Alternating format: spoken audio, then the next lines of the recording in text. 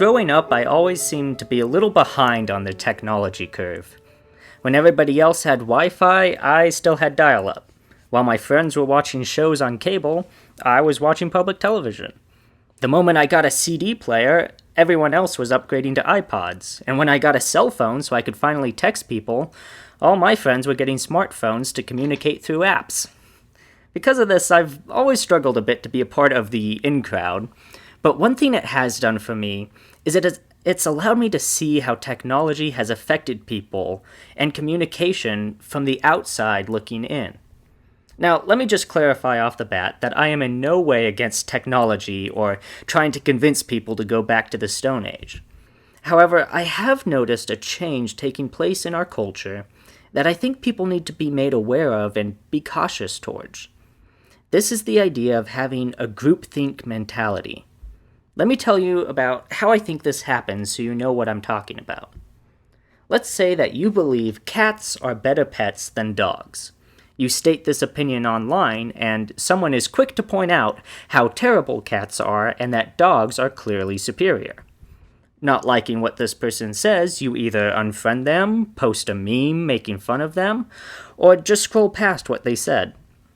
You then look up a cat lovers group and start posting pictures of your cat in that group and talking about how amazing your cat is and why it's way better than a dog. To which everyone in the group rallies behind you, agreeing that dogs are clearly inferior. This is what we do. We have an opinion, and we only talk to other people about that opinion who feel the same way we do about it. It's easy to do this because it only takes a click or a tap on your phone to remove yourself from people who disagree with you. The problem that comes from this, however, is that you never allow anyone to challenge you on what you believe. If you don't like what someone else thinks, you go somewhere else until you find people that agree with you.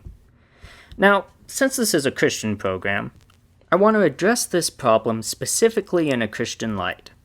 You see, we Christians actually have an advantage in this area with each other because we come into the conversation already agreeing that the Bible is true.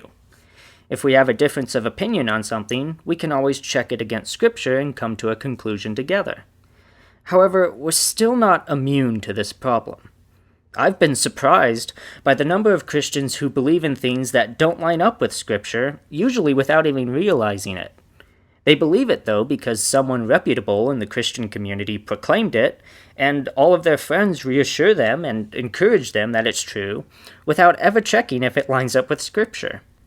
There have been many times that I've pointed out to a Christian that their belief had no grounding in Scripture, or even asked them how they came to that conclusion, only to be shut down and have them walk away.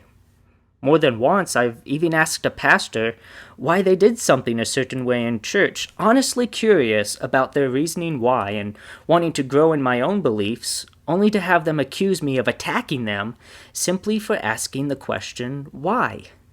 This needs to stop.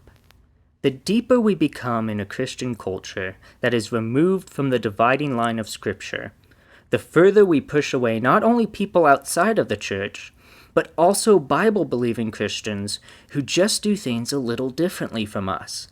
It's strange that we profess to love people from all walks of life, yet tear apart people who believe the same things we do just because they don't carry out those beliefs the way that we and our friends think it should be done, even though we have no explanation for why it should be done that way.